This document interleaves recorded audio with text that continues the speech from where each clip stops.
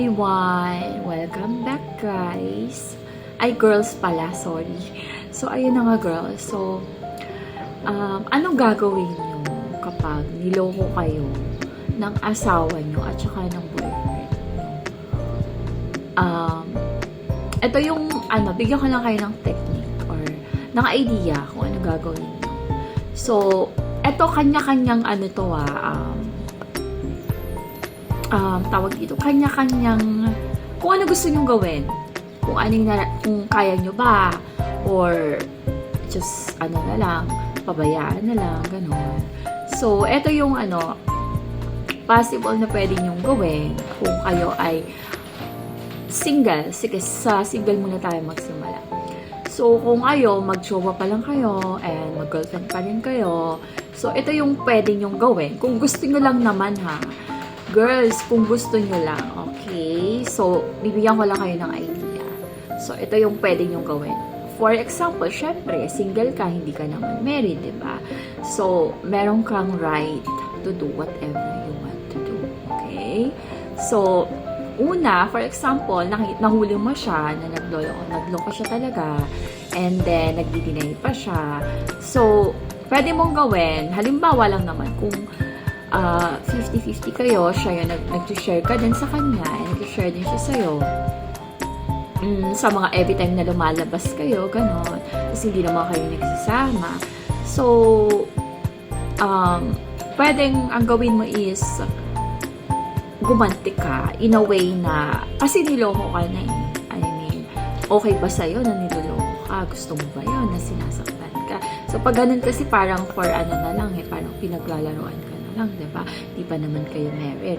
So, ang gawin mo is either hanap ka na lang ng iba, or kung meron ka naman kung wala kang nakukuha dun sa lalaki, hanap ka na ng iba kasi waste of time, diba? So, kung meron naman siya ang nagbibigay sa'yo, sumasagot sa lahat sa'yo, nagsustento, maging loyal ka sa kanya. Or hayaan mo na lang siya. Parang ganon. Halimbawa, niloko ka niya, for example, niloko ka niya, tapos nagbibigay siya ng pera sa'yo, siguro, kung okay sa'yo, hayaan mo na lang, kasi tinutulungan ka naman, di ba? So, it's up to you kung gusto mong umalis, or maghanap na lang ng iba, na ayaw mo na talagang niloloko. Again, hindi mo nga natin masabi kung ano nasa utak ng mga lalaki, di ba? So, yun na lang gawin mo, at least nagbibigay naman siya, tinutulungan ka naman niya, hindi ka naman niya sinasaktan physically, kumbaga parang nag-cheat lang siya o okay lang ba sa'yo yung ganon, or gusto mo maghanap ka pa ng ibang lalaki na yung parang maging okay ka, maging yung talagang mahal na mahal ka, kasi tulad nga ng sabi ko dun sa vlog, kapag mahal ka talaga hindi naman yung mag-cheat, diba?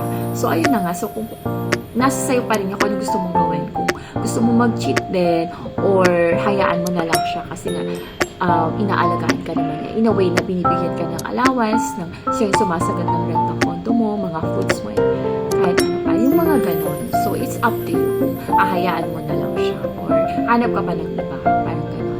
Pero hindi ka alis sa sitwasyon na yun kasi niloloko ka na. Parang ganon. So, ayun girls. So, meron naman din iba na parang alis ka na lang, ayaw na mag-boyfriend, so mga ganon. So, it's up to you kung ano talaga yung gusto mo. Okay? So, papayag ka ba na niloloko ka na, nahuli ka na, so, it's up to you pa rin, girls. Okay? So, doon naman sa mga married, eto medyo mahirap kasi I'm not married and I don't have kids. So, hindi ko pa alam kung a-agree ba kayo or hindi. Pero, again, it's up to you pa rin. Okay? So, kung married naman kayo, syempre, hindi naman papayag yung lalaki na lokohin nyo rin siya, diba? So, kasi talagang, syempre, alam mo na, hiwalayan na talaga. So, nasa iyo pa rin, girls, kung gusto nyo pa rin mag-stay or, nyo pa rin siya, parang mag-invest pa rin talaga siya sa inyo, ganito, hinan mo na lang ng ganito, o gusto ka ng ganito, ganyan-ganyan, kapag niloko kayo, ganyan, mauling na nagloko siya, ganon. Or, hahayaan nyo na lang din. Kasi nga, kumaga parang hayahay naman kayo. Like what I said, ano ba talaga yung kailangan nyo sa isang lalaki? 'Di ba? kung talagang love na love niyo ba talaga siya, o mas mahal ba talaga kayo ng lalaki, or mas mahal niyo siya. So, tingnan niyo rin yung situation niyo, girls, ha. So, ayun, kung married ka na, mag-usap kayo kung ano ba talaga yung gusto mo, ayaw man ng loloko, ayaw man ng ganito. So, mag-usap kayo. Okay? Kasi, syempre, kung halimbawa naman si lalaki is wala namang trabaho, tapos ikaw pa yung naghahanap buhay, di ba? Masasabi ko talaga is layasan mo na, di ba? Kasi hindi siya responsibility, tapos naloko pa siya. So, yun ang talaga marirecommend mo. Ano bang silbi niya? Di ba? Kung wala naman pala siyang natutulong sa'yo, di ba? Anong natutulong niya sa'yo? Ano lang? Puro lang, sweet talk, di ba? Dapat, tinutulong, kung mahal ka talaga niya, tutulungan ka talaga niya. Hindi ka niya, papabayaan maghirap, magtrabaho, mga ganun. Kung tamad naman siya, nasa bahay lang siya, wala siyang ginagawa, di ba? Nanood lang ng TV, or TikTok lang, or kung ano-ano pa. Tapos ikaw yung nagtatrabaho, layasan mo na, girl, okay? Well, ikaw yung kawawa dito. Ikaw na yung nagpapagod, ikaw na yung naglabas ng bata, ikaw na nagbuntis, tapos niloko ko pa. So, mag-isip-isip ka na, girl, okay? So, sayang naman. Maghanap ka na lang ng iba.